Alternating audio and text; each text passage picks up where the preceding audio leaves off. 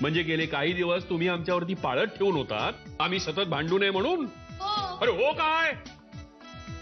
अरे तुमची वय काय, तुम्ही करताय काय? एखाद्या क्षुल्लक कारणावरनं आमच्यामध्ये वाद झाले असतील. एक मिनिट, आपल्या दोघांचं लग्नच झालेलं नाहीये ही क्षुल्लक गोष्ट वाटते तुला? काय? आमचं लग्न ज्या पंडितनी लावलं तो फ्रॉड निघालाय. तो या हॉटेलमध्ये वेटर आहे, तेव्हा आमचं लग्न लागलेलंच नाहीये. परमेश्वरा, आता हे काय आणखी नवीन? आई तू घाबरू नको, तू खाली बस. तुम्ही बसा बसा. मग आता 2 मुलं असताना हे नवीन कुठलं खूळ शिरलं डोक्यात? आम्ही नवरा बायको नाही म्हणून? एवढाच प्रॉब्लेम आहे ना, तर परत लग्न करा ना. आम्हाला आवडेल आमच्या आई बाबांच्या लग्नात अटेंड करायला. वेळ लागलाय का तुला? अमेरिकेत राहतो आपण. याला माझ्याशी लग्न करायचं नाहीये, इतकी नकोशी झाली मी याला. तुम्हाला माझ्याशी लग्न करण्यात इंटरेस्टच नाहीये, मग आपण राहतोय कशाला एकत्र? वेगळे होऊया ना. म्हणताय का? नाही नाही, ठीक आहे ठीक आहे.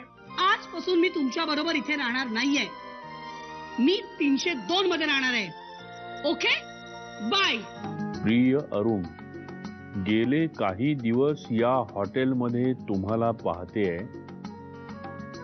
खरं सांगू, तुम्हाला पहिल्यांदा पाहताच मनाच्या तारा झंकारून उठल्या.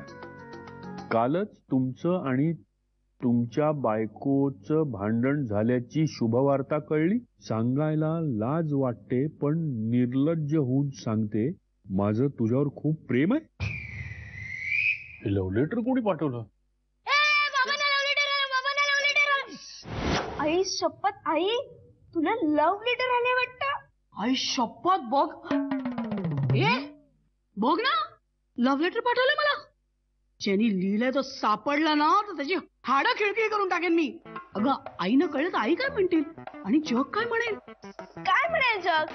एका लग्न न झालेल्या बाईने स्वतःसाठी जोडीदार अंजली, मित्र शोधला तर त्यात काय वाईट आहे? आईला तरी काय कळतं रे प्रेमातलं? तुला सांगतो, आम्ही कॉलेजात होतो ना, तेव्हा मी रोज तिच्यासाठी एक रोज घेऊन जायचो, छान वासाचं. मला वाटलं होतं अत्यंत रोमॅन्टिक होऊन ती सगळी फुलं अशी जपून ठेवेल, वहीत, पुस्तकात. कसलं काय, 6 महिन्यानंतर गुलकंदाची एक बरणी घेऊन आली आणि दिली मला. अगं दिखाऊ प्रेमापेक्षा माझ्या प्रेमाला खोली आहे, डेप्थ आहे, त्याला कळतच नाही. म्हणजे समोरच्या माणसाला जर अक्कलच नसेल तर आपण तरी काय करणार ग? काय करणार? प्रेम करून दाखवायचं. अगं घर की मुर्गी दाल बराबर असं झालंय बाबांचं. थँक्यू.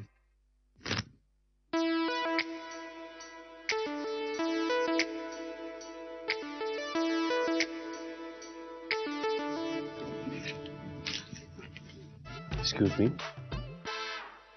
मला वाटतं, नाही वाटतं कशाला, माझी खात्री आहे की तुम्ही मलाच भेटायला इथे आलाय, हो ना?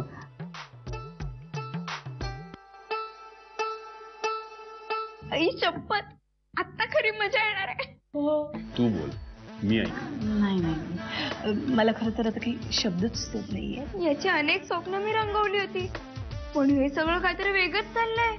हो ना, मला वाटलं एकमेकावर रागवतील, भांडतील आणि आपल्याला त्यांना प्रेमाची जाणीव करून देण्याची वेळ येईल. हे नक्की आपलेच आई बाबा आहेत ना?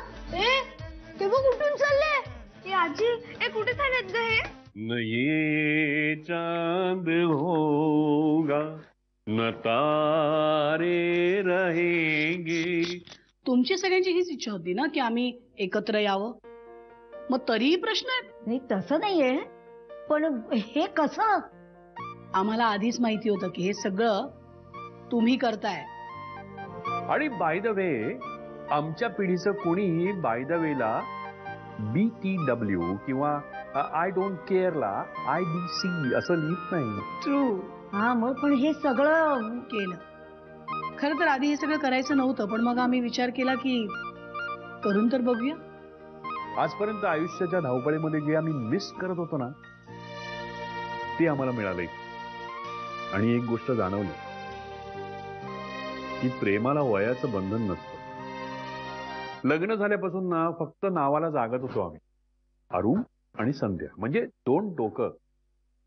पण आत्ता जाणवलं की ही 2 टोकं एकत्र आली तरच अख्खा दिवस बनतो.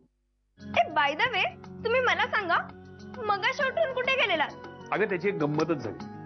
काय झालं, आम्ही दोघं फिरायला बाहेर पडलो. वाटेमध्ये एक मंदिर दिसलं, ते नाही का वरती असं डोंगरावरती येते. मग आम्ही तिथे गेलो मंदिरात, तर एक भटजीबुवा बसले होते. हिची इच्छा होतीच, आम्ही लग्न लावून टाकलं. काय? हो, आता आम्ही नवरा बायको आहोत. पण आई तुम्हाला सांगते, तिथे लग्नासाठी उभं राहिल्यानंतर माझ्या लक्षात आलं की म्हणजे लग्न कुठल्याही पद्धतीने होऊ दे, पण ते लग्न टिकवणं ते महत्वाचं. त्या दिवशी रेस्टॉरंट मधल्या लाली लालाच्या भेटीनंतर माझ्या आई बाबांना खरा सूर सापडला. आपल्या आजूबाजूच्या अनेक आई बाबांनी जो सूर हरवला होता ना, तो आता माझ्या आई बाबांना सापडलाय. आता आम्ही खूप आनंदात असतो आणि मुख्य म्हणजे शांत असतो. नाही, बिल माझं काम आहे, मीच भरणार. अगं तू खूप हुशार आहेस ग बाई. मी जेव्हा देव अक्कल वाटत होता ना, चाळण घेऊन गेलो तो मला कळत नाही. मी आज तुला सांगतो, मी जाऊन बिल भरतोय, मला आज वेळ आहे. नाही अगं, अरुण, meeting असं काय नाही आज करतोस तू? माझी. नाही, एक मिनिट, हे होऊन जाऊ द्या आधी. एक मिनिट, नाही, हे मी सॉर्ट हिला आउट कधी- व्हायलाच पाहिजे. अरे सॉर्ट आउट काय व्हायला पाहिजे तुला तू वेळ उगाच आहे? आवाज वाढवू नको. आवाज- काय आहे? आता काय झालं भांडायला? याला विचार.